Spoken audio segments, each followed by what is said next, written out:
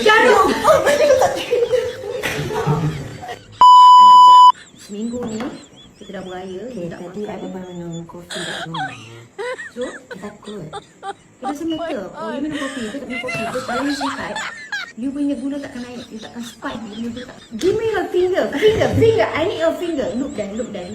Sekejap. Lanjut. Janganlah kekok macam ni, tak boleh. Kau kena straightkan jari. Tak nak kau sakit hati. Oh, nak bunuh aku. Astagfirullah. Nak bunuh aku gila ni. Dia cukup air kalau ni. Kalau cukup air. Unjuk dia, elok boleh. Kau perempuan, kau kena lembut. Tak. Dia cukup air. Sebab dia cukup belai bini kau macam tu. Dia cukup air. Pakai atas jari. Sekejap. Dua betul lagi. Dah ke? Tak. Jarum. Macam mana ni tak kena?